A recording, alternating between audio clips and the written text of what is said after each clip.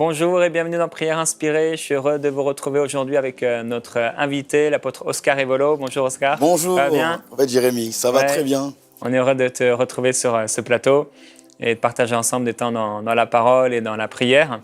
On a commencé à partager sur le leader, le Oui. thème du leadership, associé au ministère de la parole, mais aussi les leaders d'une manière générale. Vous retrouvez plusieurs principes qui s'attachent et qui s'appliquent aussi aux leaders d'une manière générale. Et aujourd'hui, on veut parler du leader et sa famille.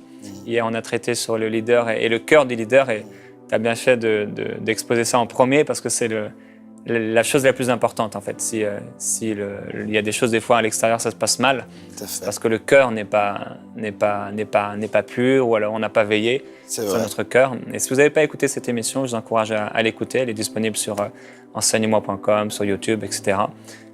Par rapport au cœur du leader, le leader et son cœur. Tout à fait. Et on va partager donc aujourd'hui sur la famille. C'est vrai qu'il y a des défis qui sont là, familiaux, Tout à fait. au niveau du leadership. Et juste avant, partager un court témoignage d'un frère qui s'appelle Fabrice.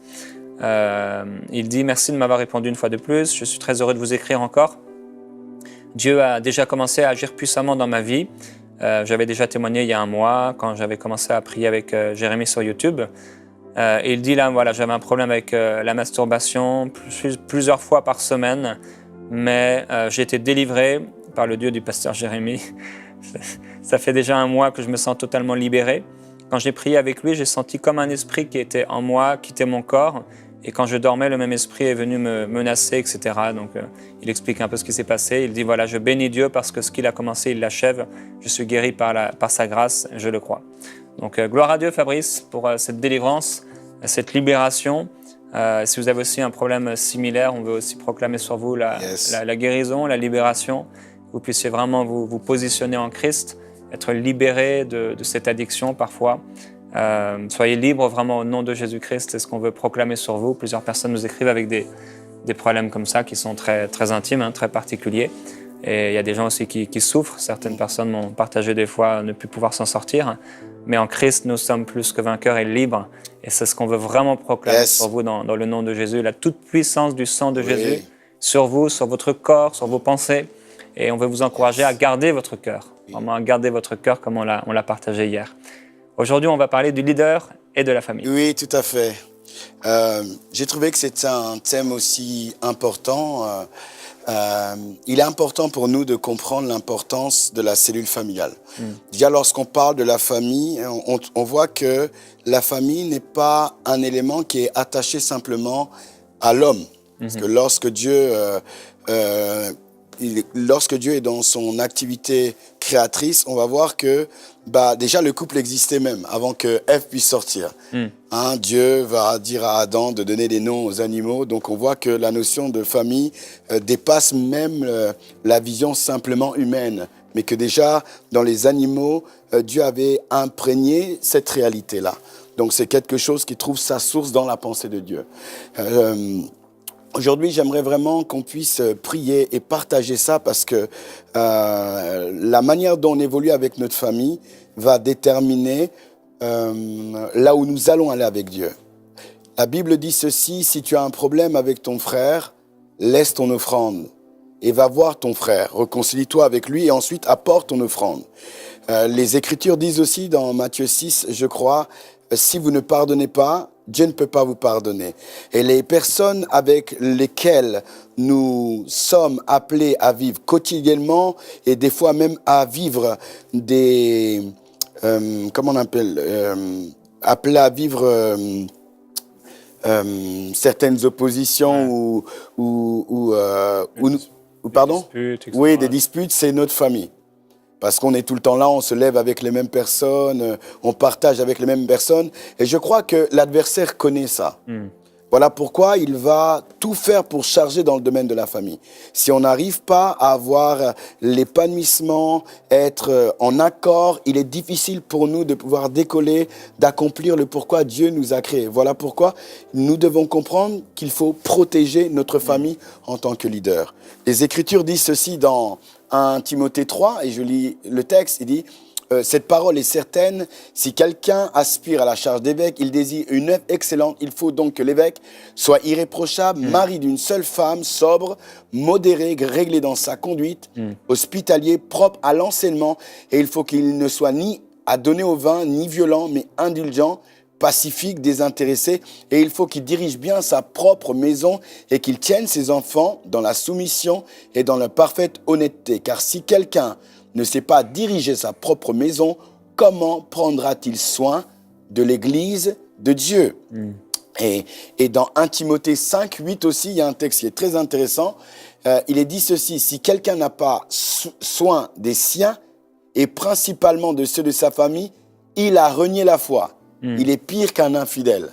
Donc on voit ici que Dieu attache beaucoup d'importance à la famille.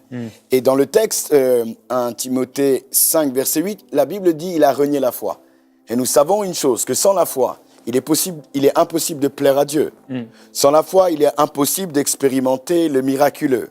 Sans la foi, il est impossible de permettre à ce que le règne de Dieu soit manifesté. Et nous voyons donc une relation entre la famille et la foi. Des fois, on pense que oui, on peut vivre l'impossible, vivre le miracle, sans comprendre que Dieu nous demande de prendre soin de notre famille. Lorsqu'on ne le fait pas, c'est comme si on avait renié la foi. C'est comme si on ne pouvait pas être agréable à Dieu, donc sortir l'impossible, vivre dans le surnaturel. Donc on voit qu'il y a une relation entre la manière dont on prend soin de notre famille et aussi notre foi.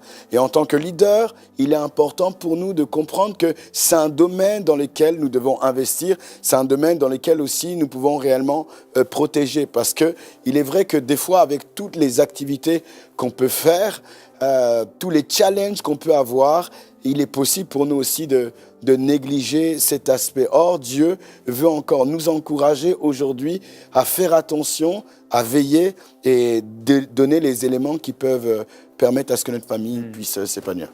C'est vrai qu'il y a certains leaders, même tous les niveaux du leadership, qui délaissent par exemple les enfants. C'est quelque chose qu'on voit. On a rencontré plusieurs ministères dont les enfants sont aujourd'hui dans le monde vraiment très ancrés, parce qu'ils n'ont pas trouvé de père présent, de maman présente. Et c'est important pour nous de veiller, de faire attention. On a fait une émission en particulier avec Alain Audersey, ici dans Prière Inspirée. D'accord. Il partageait un peu cette relation des parents avec les adolescents, entre autres. Et c'est important d'être présent en tant que parent pour nos enfants et de faire attention. Tu partageais dimanche dans notre église locale l'importance de garder son jardin, et c'est important de garder notre famille. On veut vous encourager à la maison, si vous êtes un leader, à passer du temps avec vos enfants en particulier. C'est vraiment important. C'est des choses qui sont, là tu l'apportes, attachées à notre foi. Et parfois, certains leaders, certains ministères sont tellement focalisés dans le leadership qu'ils peuvent oublier la Bible dit les siens, la famille, les enfants. Et c'est important de passer du temps en fait, à garder notre jardin, à faire attention à notre famille, à nos enfants, à être présents pour eux, leur donner une bonne image du Père, selon notre modèle du Père Céleste. Il est important, et puis on a beaucoup échangé, même cette semaine, sur ce sujet, de trouver l'équilibre.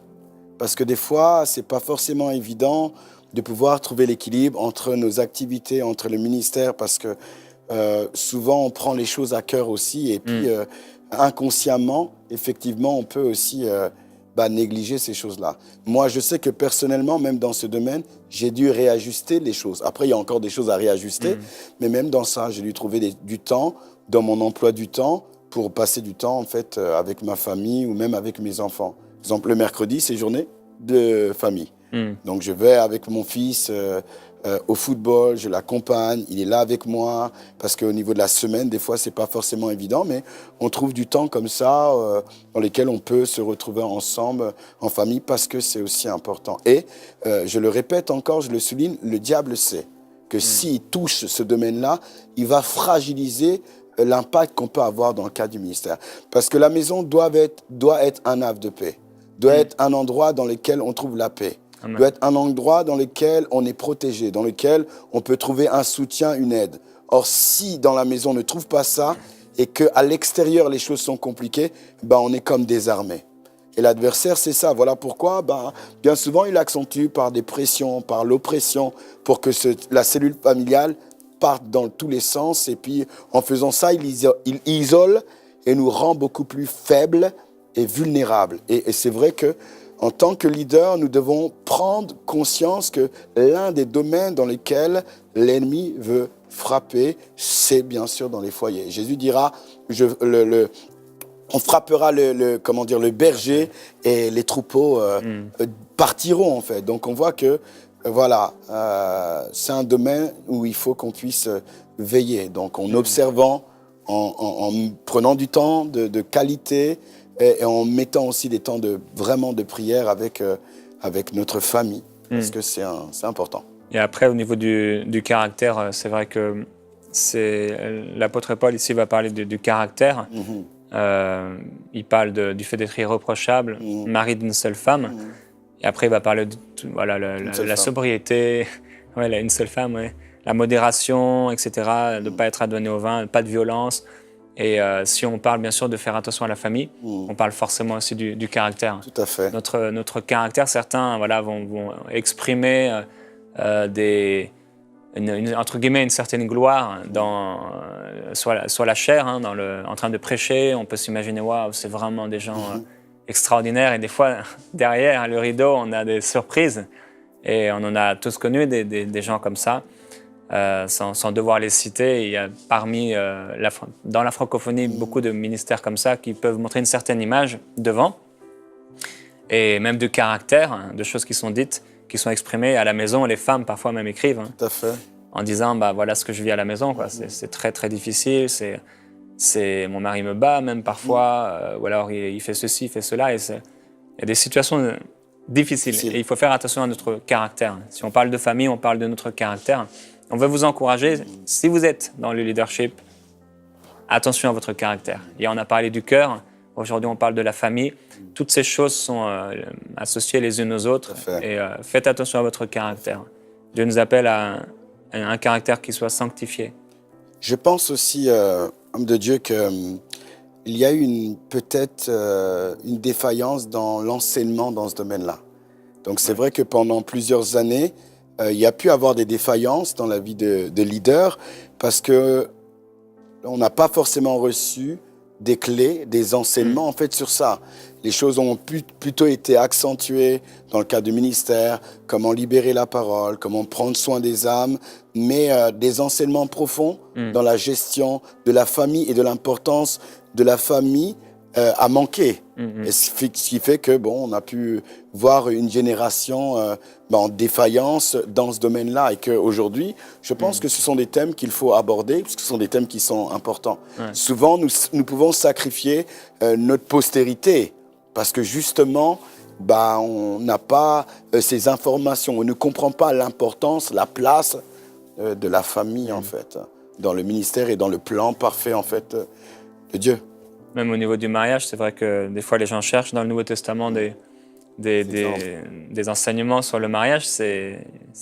On n'en trouve pas beaucoup. Oui, tout à fait. Très très peu. Il y a quelques versets, quelques petites choses qui sont dites, mais en fait la plupart ils n'étaient pas mariés ou plus mariés. Voilà, l'apôtre Paul, il est l'homme solitaire. Il a écrit 2 tiers du Nouveau Testament, Jésus, tous les évangiles. L'Apocalypse, l'apôtre Jean, il est là, il est tout seul sur l'île de Patmos. Ça ne donne pas beaucoup d'exemples, quoi. Et on voit le prix à payer, le sacrifice du ministère. C'est la vision est puissante pour le leader. Et parfois, comme je te l'expliquais, j'ai un ami vraiment personnel, le ministère pour lui, c'était tout en fait. Et il était prêt à écraser tout le reste pour la vision. Et c'est vrai, c'est bien d'être focalisé, d'être passionné pour la vision, parce qu'on aura des comptes à régler aussi par rapport à cette vision. On aura aussi des comptes à régler devant le tribunal de Christ, le grand jugement de Dieu, où là Dieu regardera pas seulement les fruits qu'on a portés d'une manière visible, mais ce qui se passait dans la maison, dans les lieux cachés. Moi, je sais, exemple, que personnellement, alors on est toujours dans un processus où on avance. Au départ, lorsqu'on a commencé le travail de Dieu, c'était très compliqué. On était constamment en train de focaliser le ministère, parce qu'on était vraiment passionnés. Nos fiançailles, on a travaillé non seulement pour se connaître, mais aussi dans le cadre de la vision, parce qu'on savait qu'on devait travailler pour Dieu. Et puis, les premières années, on mélangeait tout. Jusqu'à un moment donné, Dieu a commencé à nous parler. Il m'a parlé aussi d'une manière personnelle que, déjà, dans le couple, il y a plusieurs niveaux de rencontres. Alors, on a la rencontre où on est frères et sœurs. Donc ça, c'est notre capacité à mettre Dieu devant, notre capacité à tous les deux être intègres, notre capacité tous les deux à chercher Dieu. Il y a la dimension où on est au service de Dieu, c'est-à-dire on respecte la grâce de chacun. Ma femme opère dans le ministère, moi j'opère aussi dans le ministère. Il y a la dimension où on est épouse et elle est époux. Donc là, c'est un petit peu l'intimité, tout ce qu'on peut avoir ensemble. La dimension où on est père, où elle est mère. Donc ça, c'est la dimension là où on s'occupe de nos enfants. Et il y a la dimension où on est amis. Là, on est là simplement pour écouter, pas pour parler du ministère ou des choses. Et c'est vrai que Dieu m'avait vraiment, au début en tout cas du ministère, m'avait parlé par rapport à ça, parce qu'il y avait un mélange. Donc on était dans la maison, alors lorsqu'il fallait opérer dans la dimension de l'amitié, on était dans la dimension du ministère. Là, il fallait parler dans la dimension du ministère, on était dans la dimension frères et sœurs. Et on ne savait pas, en fait, sur quel terrain, sur quelle plateforme on est. Et là, c'est vrai que ça crée les déséquilibres. Et lorsqu'on sert en tant que leader, on a besoin d'avoir une vision claire. Ça veut dire il y a plusieurs domaines, il y a plusieurs champs d'action dans lesquels on peut se retrouver. Et c'est important. Et des fois, comme on le dit, on est porté, on veut faire les choses avec Dieu. Et puis souvent, on néglige, on ne comprend pas. Par exemple, là, c'est la dimension de l'amitié qu'il faut. Donc, ce n'est pas forcément donner des versets bibliques. C'est aussi simplement écouter, simplement aussi encourager, simplement rire, comme Isaac et comment dire, Rebecca. Et voilà. Et des fois, c'est pas forcément l'amitié, mais c'est aussi, non, là, on doit aller prier. Parce qu'on a la dimension frères et sœurs. J'ai pas envie d'aller à l'église. Non, on doit aller à l'église parce que c'est important. C'est ce qui maintient aussi, soutient aussi la famille, ce qui nous permet de pouvoir décoller. Et je pense que ces choses-là, dans le cadre de la famille, on a besoin de le maîtriser pour protéger la famille et puis avancer. Amen. Amen. Après, il y a aussi la famille plus éloignée, les parents, on est déjà adultes maintenant, les oncles, les tantes qui peuvent avoir un certain, nous affecter d'une certaine manière. Et je veux parler à quelqu'un qui est appelé au ministère maintenant et qui est entouré par la famille, qui peut-être, je ne sais pas quel âge vous avez, 18 ans, 20 ans, et il y a des pressions familiales. Okay. Par rapport à votre appel, vous vous sentez appelé pour le ministère, mais vous avez des pressions familiales pour entrer dans un métier, peut-être une formation. Et je veux vous encourager vraiment, selon la sagesse divine, à combattre le bon combat de la foi et à vous focaliser sur votre mission en Dieu, avec toute soumission bien sûr, mais soyez inspirés. Je prie que vous soyez vraiment inspirés selon la sagesse de Dieu, les directions divines, pour savoir les temps et les moments. Ça ne veut pas dire qu'on est appelé, qu'on va entrer demain dans le ministère, mais soyez fidèles, soyez loyaux, et que le Saint-Esprit vous inspire vraiment par rapport à cette pression que vous subissez, de votre famille qui veut vous amener quelque part, le Seigneur qui veut aussi vous amener quelque part. Je prie que vous soyez éclairés, que vous puissiez marcher dans le chemin de la justice, Amen, comme le Seigneur le veut. Je voudrais juste rajouter quelque chose, tout le temps dans l'alignement de ce que tu es en train de dire. Lorsqu'on est fiancé, on est leader, on est sur le point de rentrer dans un ministère, il est très important aussi de comprendre la place de la famille. Comme tu l'as dit un petit peu, au sens un petit peu large. Il est très important de comprendre la famille de votre fiancé. Est-ce qu'elle est chrétienne? Est-ce que cette famille connaît Dieu? Et puis de réfléchir déjà ensemble quelle place on va la donner dans notre famille. Parce que des fois, on ne réfléchit pas à ça. C'est sûr. On est des fois en contact avec nos familles qui ne connaissent pas le Seigneur, d'autres familles qui prennent aussi beaucoup de place. Par exemple, moi, avec ma femme, on est de 2 nationalités différentes. Donc, il y avait une notion culturelle qui était aussi pas évidente. Elle, il faut, pour que ma famille vienne à la maison, il fallait prévenir 1 mois, 2 mois en avance. Mais moi, ma famille, elle vient sans prévenir, elle rentre. Et puis, comme ça, avec sa famille, c'est différent. Et ça, c'est des choses aussi qu'il faut aborder parce que c'est la place de la famille dans le cadre du leader. Est-ce que j'ai une famille qui est possessive, qui veut rentrer dans mon foyer? Et ça, c'est important que vous puissiez parler ensemble et déjà discerner quel type de famille vous avez. Et puis, établir des limites, mettre des choses en place pour que vous puissiez exceller et préserver aussi votre famille un peu d'une manière proximité. Amen. Je pense que c'est des choses importantes. Des fois, on ne le voit pas. On est dans les fiançailles et puis on ne se rend pas compte que la famille de ma femme n'est pas chrétienne et j'arrive là, verset biblique à fond, et puis je pense que je peux les gagner au Seigneur. Or non, c'est peut-être mon témoignage, c'est peut-être ma manière de pouvoir investir dans leur vie, ma manière de les aimer. Enfin, tout ça, c'est aussi important. Et des fois, on ne réfléchit pas à ça. Or, c'est important aussi. Ouais. Amen. Alors, on veut prier pour vous. Si vous êtes un leader aujourd'hui, vous écoutez cette émission, vous avez une famille autour de vous, peut-être ça peut être une épouse, des enfants, des oncles, des tantes, une maman, et forcément, on a parlé hier des occasions de chute, et parfois il y a des choses comme ça qui arrivent, on doit prendre des choix, on doit prendre des choix aussi pour nous-mêmes. Alors on veut prier pour vous, et je vais te laisser prier pour les personnes qui sont là, peut-être aujourd'hui dans les leaders et qui sont touchés par quelques points qu'on a abordés. Père, dans le nom puissant de Jésus-Christ de Nazareth, je viens encore devant le trône de ta grâce. Toi le Dieu puissant, toi le Père de toute famille éternelle dans les cieux et sur la terre. Je viens présenter, Éternel, Seigneur, cet homme, cette femme, son foyer. Je prie, Éternel, que ta grâce abonde, Éternel, notre Dieu, au milieu de ce foyer. Seigneur, tu vois ce qui est en train de se passer. Tu vois peut-être les querelles, tu vois les conflits, tu vois l'incompréhension. Je prie, dans le nom de Jésus-Christ de Nazareth, que ta paix, ô Dieu de gloire, vienne influencer ce foyer, cette maison. Seigneur, nous voulons arrêter cette saison de conflit, cette saison d'incompréhension. Je déclare et proclame dans le nom de Jésus-Christ que la paix de Dieu, éternel, notre Dieu, agit d'une manière surnaturelle. Je menace l'adversaire, celui qui voulait détruire, celui qui voulait diviser pour régner, celui qui voulait, éternel, éteindre la lampe de ce foyer, de cette famille, celui qui voulait, oh Dieu, déposer des pensées éternelles négatives, des pensées de division, de divorce, de destruction.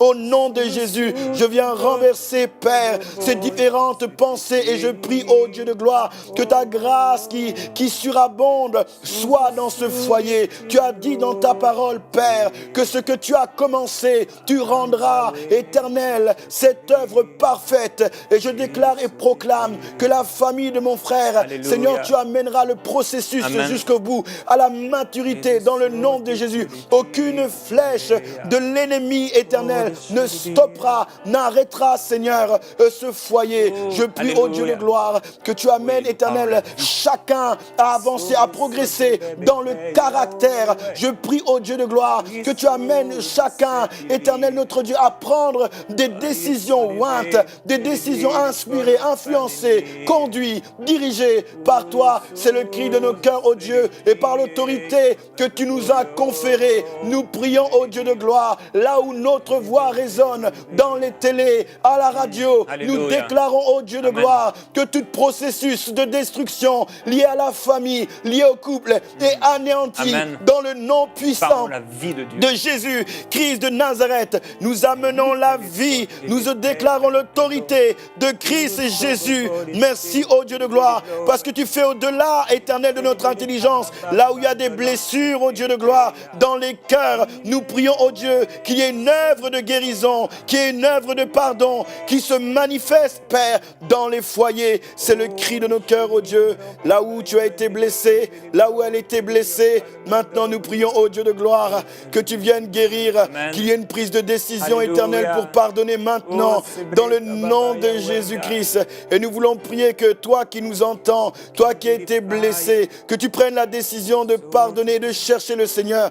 Et tu verras le changement, le processus de Dieu pour reconstruire. Il dit dans ta parole que la gloire de la seconde maison sera plus glorieuse que la première. Oui. Et je prie que pendant que tu prends cette décision de pardonner, que l'action de Dieu soit sur toi et que Dieu commence une œuvre de construction. Parce qu'il a dit, tu reconstruiras sur des anciennes ruines. Tu recolleras ce qui est cassé, ce qui est brisé. Seigneur, nous te bénissons. Merci, ô Dieu de gloire, pour la famille, pour les leaders qui nous entendent. Oh Père, on te glorifie. Merci pour ton amour. Je prie pour des leaders qui manifestent ton amour dans leur famille. Parlons ton amour. On veut tellement te ressembler. Père, je prie pour l'équilibre divin qui a été partagé. Père, je prie pour que ces leaders puissent être dans un équilibre parfait. Et on sait, Père, que tu nous appelles à cette perfection. Tu nous as dit, soyez parfaits. Et Père, on aspire à cette perfection pour nos familles. Je prie pour tous ceux qui sont dans ce cadre du leadership. Seigneur Jésus, tu nous as montré un certain modèle à 12 ans dans le temple. Tu cherchais les choses de ton Père. Tu as dit que ta mère, tes frères, tes sœurs, c'était ceux qui accomplissaient ta parole. Tu nous as montré une image, des principes. Tu nous as donné des principes dans ta parole. Tu as aussi parlé à travers la plume de l'apôtre Paul en nous encourageant. Tu nous as dit de celui qui est marié, qu'il soit comme s'il n'était pas marié. Aussi d'aimer nos épouses, nos époux, comme tu as aimé l'Église. Père, on prie pour un équilibre. Je prie pour l'équilibre divin dans nos vies personnelles, dans la vie de tous les leaders qui écoutent. Merci pour un équilibre qui amène aussi une puissance de guérison, comme il a été dit, une puissance de réconciliation, de restauration, une puissance d'édification. Je prie, Père, pour des leaders qui sont forts au niveau familial, qui sont forts dans leur couple, qui sont forts avec leurs enfants, qui sont forts dans leurs relations avec leurs parents, avec la famille plus élargie, plus éloignée. Père, des leaders qui sont prêts à aller jusqu'au bout, même si parfois la famille dit non, même si parfois la famille veut arrêter. Je prie que tes enfants, ceux que tu appelles dans des positions, dans le ministère, puissent aller toujours plus loin, mais avec ton amour, avec ta sagesse. Père, on est conscient, vraiment conscient que dans le ministère, il y a un prix à payer. Il y a des choses qui sont difficiles à gérer. Et Père, je prie pour une grâce particulière sur les leaders qui font face à des pressions de toutes parts dans le ministère, dans l'Église, toutes sortes de services, toutes sortes de personnes et qui, dans la famille, parfois ont envie d'exploser, envie de trouver de la paix, envie de trouver le bonheur et qui trouvent parfois des situations difficiles, des épouses peut-être rebelles, des époux qui sont méchants et durs. Père, je prie pour ta grâce, qu'une grâce repose particulièrement sur ceux qui écoutent aujourd'hui. Oui, Seigneur. Qu'il y ait vraiment une grâce, une saison nouvelle, une saison de grâce, une saison de révélation. Comme l'apôtre a partagé tout à l'heure, les différentes relations qu'on peut avoir dans le couple apportent des révélations, Père, surnaturelles dans les besoins de chacun, alors que les besoins sont différents, que les situations sont différentes. Saint-Esprit, je veux t'inviter vraiment dans la maison de ceux qui écoutent, à leur partager tes principes, les principes dont ils ont besoin pour réussir au niveau familial, pour que la cellule familiale ne soit pas une cellule cancéreuse, et que ce soit une cellule pleine de vie, pleine de paix, pleine d'amour. Merci parce que tu nous fais toujours triompher en Jésus-Christ. C'est toi qui nous délivres. Et je crois que tu délivreras encore aujourd'hui quelqu'un, un leader. Gloire à toi. Envoyez-nous vos sujets de prière à prière@enseigne-moi.com.